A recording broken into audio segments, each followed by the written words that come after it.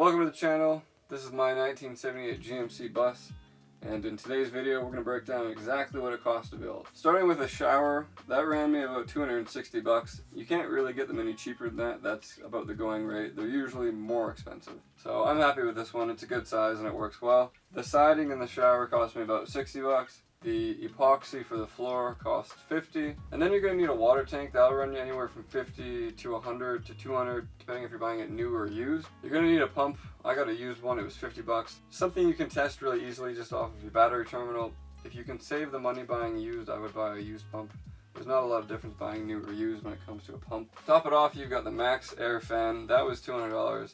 Well worth it. That was a spectacular investment because now I have ventilation for the entire bus, and it works incredible, pulls a lot of air through, but it also works as exiting the propane gases, which I've never had an issue with, and I was kind of concerned about doing it this way, but I only take 2-minute showers. I keep all the windows open. It's just like as if you were cooking with a gas stove.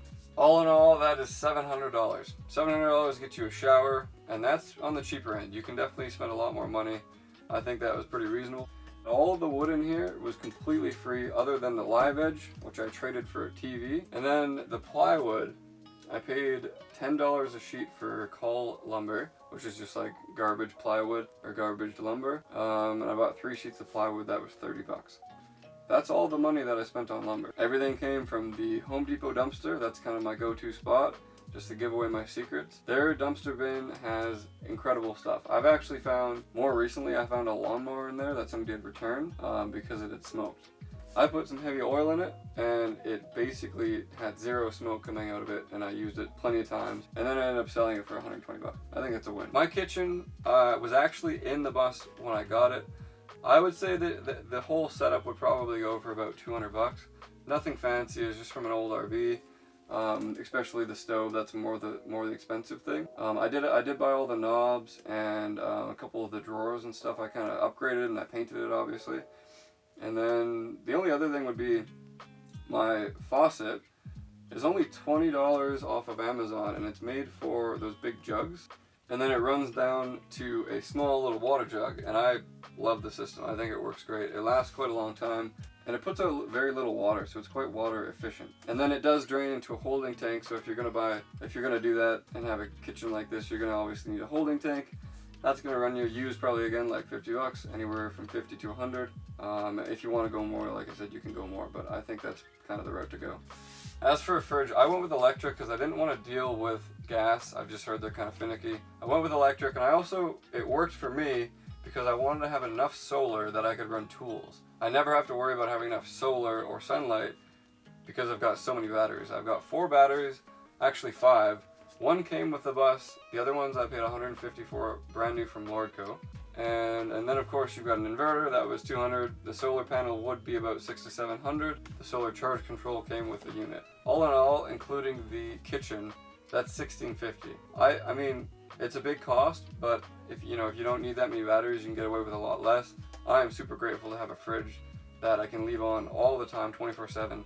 As well, a lot of the things in the bus, I've been on the road and I've needed to build something, and I've just been able to pull out my tools, build it on the side of the road, and that's a cool experience, just being able to have that luxury. It makes it a lot more like an actual house. The ceiling and the flooring came with the bus already. That'd be $150 and $150. You can also get flooring used quite often for really, really cheap.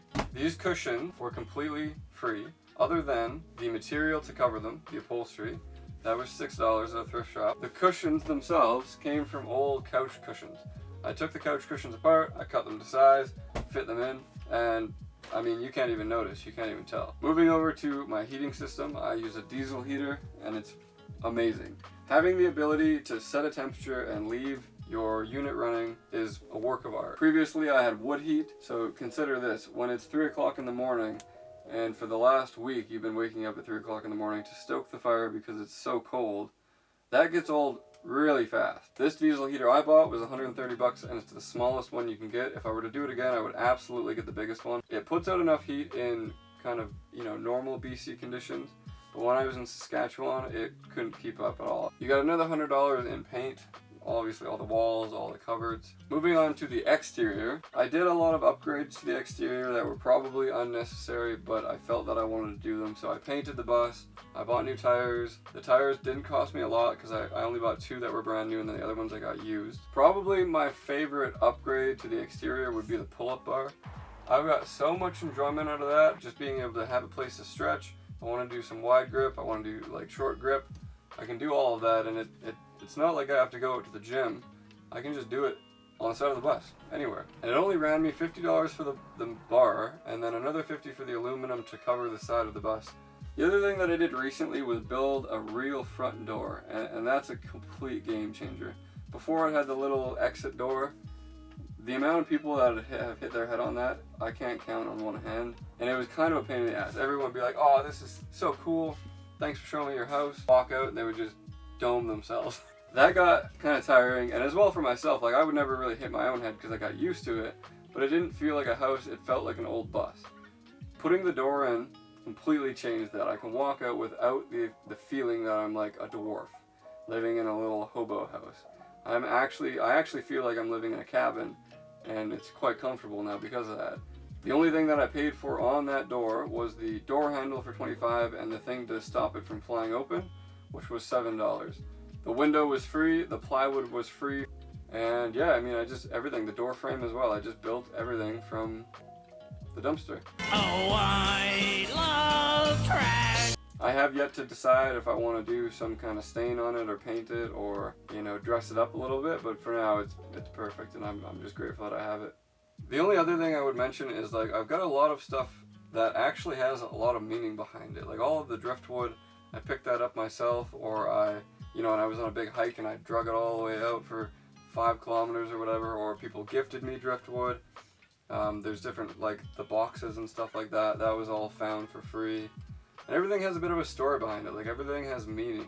And it just feels cool that I can have all this stuff that I've either built or people have given to me, and I have it all in this one cool little space. So when I come in here, when I'm laying around just hanging out, my eyes are just gazing around at all the kind of cool, unique memories that I've created in the bus, and the people that have been a part of building it and just been a part of my life in the past 2 years of owning it. And that's probably the most valuable out of everything on the bus. The memories that I've actually created just because I've had it. Initially, I paid $6,000 for this thing. I think I paid a little bit too much, but all in all, we're looking at about $11,000, completely built. The total cost of everything in the interior, $3,300. $1,820 in exterior renovations. That means paint and tires and maintenance and all that kind of stuff. I went from paying rent at $1,000 a month in a studio that was probably the size of this bus, no exaggeration, except it did have a bathroom, to now owning this. All in all, I spent $11,000 on it. Divide that by a year, that's about $900 a month. I've had it for 2 years, so that means it's already paid off. So let's say, realistically, I mean, you're not going to save the $11,000. You're probably going to spend it, or maybe you'll save some of it. So let's say you save $8,000 of that. In 5 years, that's $60,000. In 10 years, that's $120,000. Put that in a good investment, and you can have interest on top of that, like 10%. That could be anywhere from $1,000 to $12,000.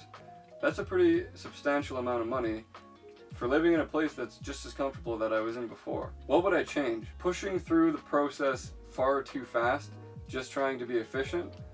I was in a really big rush when I built this, and I'm not exactly sure why, but you can see it in some things that I kind of cut corners on. But I could have made it so much better with just more time. I didn't need more money, more materials, more anything. I just needed more patience. As far as the design is concerned, I wouldn't change anything. Having the U-shaped couch that folds out into a bed, it's perfect. I mean, I can actually host people in here, which is something I really wanted to be able to do. Having the ability to have a shower, have a fridge, I've got a good place for my tools. Everything is organized exactly the way that I thought would be most efficient for the way that I live my life. And it worked out pretty well. If you enjoyed the video, thank you guys so much for watching.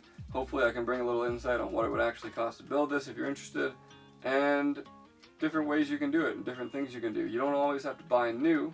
In fact, you can save a lot of money and make something really creative for even cheaper. Thanks for watching. If you guys enjoyed and got value out of this, let me know in the comments. I'll see you on the next video.